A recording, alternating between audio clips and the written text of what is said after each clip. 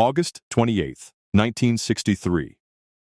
A sweltering summer day in Washington, D.C.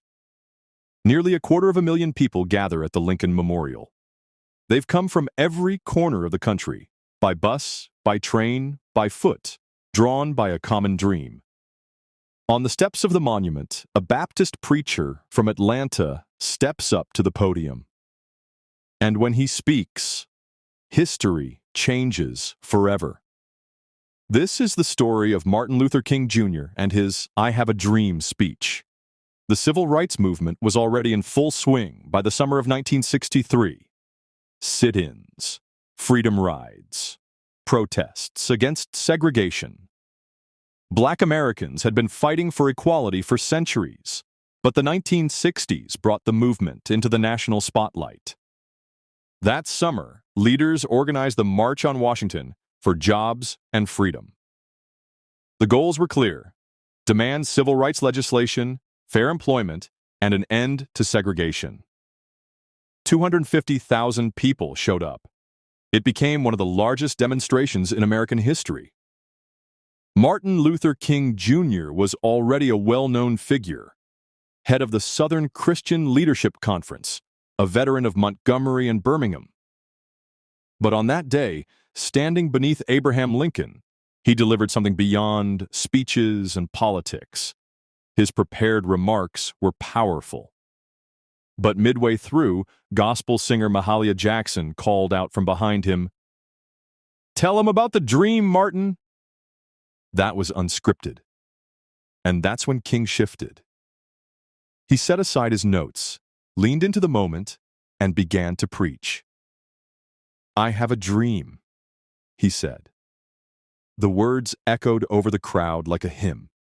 He dreamed of a day when the sons of former slaves and the sons of former slave owners could sit together at the table of brotherhood. He dreamed of a nation where his children would not be judged by the color of their skin, but by the content of their character. He dreamed of freedom ringing from every mountainside, from Georgia to Colorado, from New Hampshire to California. It wasn't just rhetoric. It was prophecy, poetry, and politics all rolled into one. Television carried King's words into millions of homes. The march and his speech added enormous momentum to the civil rights movement.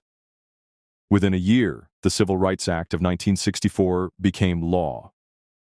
A year after that, the Voting Rights Act of 1965 followed. King would go on to win the Nobel Peace Prize. But his dream was larger than one man, one law, or one march.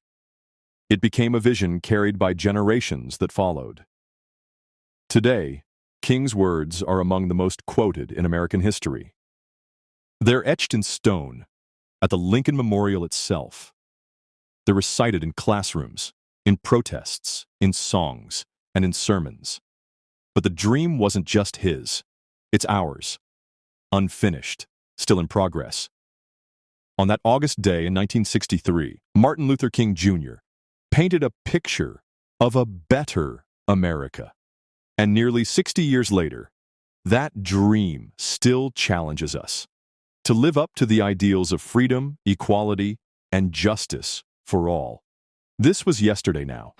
If you enjoyed this look back at history, remember to like, subscribe, and ring the bell so you don't miss the next story.